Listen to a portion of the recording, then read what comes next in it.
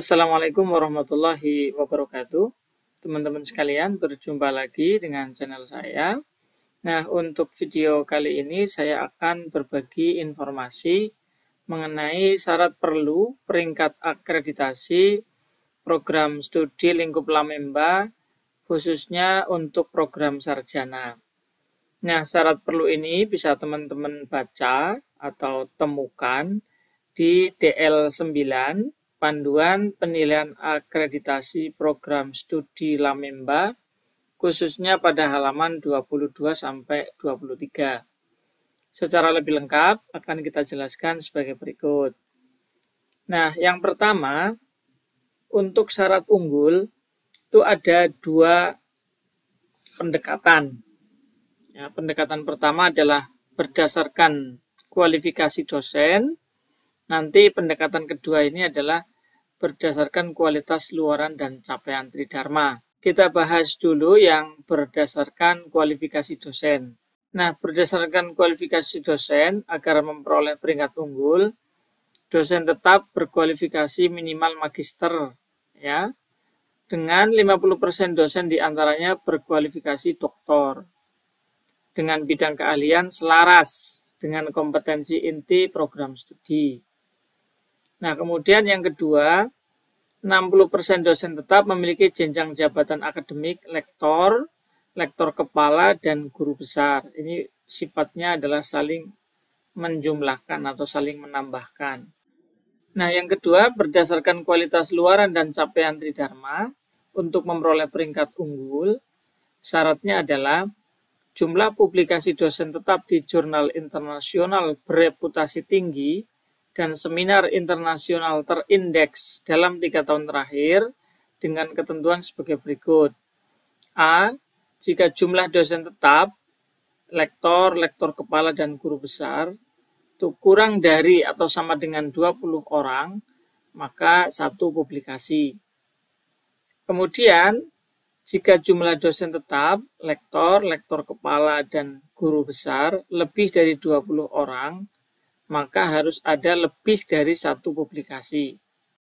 Kemudian yang ketiga, harus ada atau terdapat lebih dari 1% mahasiswa melakukan seminar internasional terindeks atau tidak terindeks. Nah, ini dari sisi luaran dan capaian Tridharma yang pertama.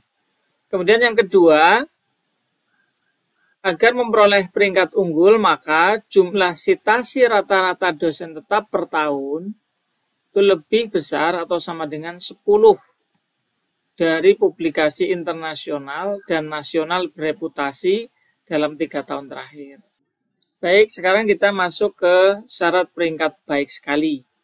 Yang pertama, berdasarkan kualifikasi dosen, yaitu dosen tetap berkualifikasi minimal magister dengan X itu lebih dari 0% dan kurang dari 50% dosen itu berkualifikasi doktor dengan bidang keahlian selaras dengan kompetensi inti program studi.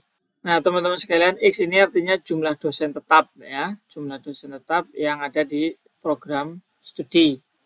Nah, kemudian yang kedua adalah 40% dosen tetap itu memiliki jabatan akademik, lektor, lektor kepala, dan guru besar. Sekali lagi ini saling menjumlahkan, kemudian di persentase. Nah, untuk berdasarkan kualitas luaran dan capaian Tridharma juga ada 2 syarat atau 2 poin.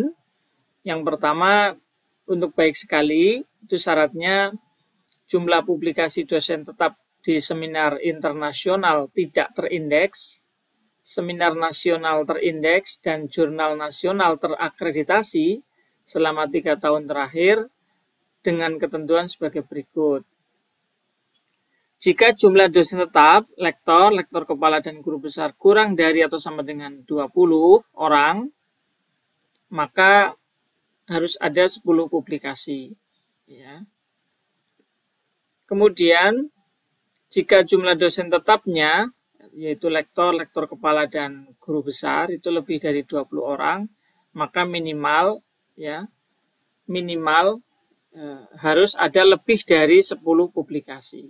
Kemudian yang ketiga, harus ada lebih dari atau sama dengan 1% mahasiswa melakukan seminar nasional terindeks atau tidak terindeks. Ini poin pertama.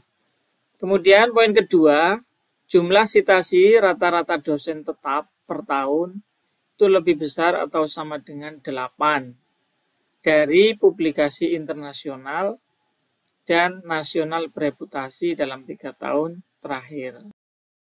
Nah, inilah teman-teman sekalian untuk syarat perlu peringkat akreditasi program studi pada lingkup Lamemba. Jadi yang diatur hanya unggul dan baik sekali.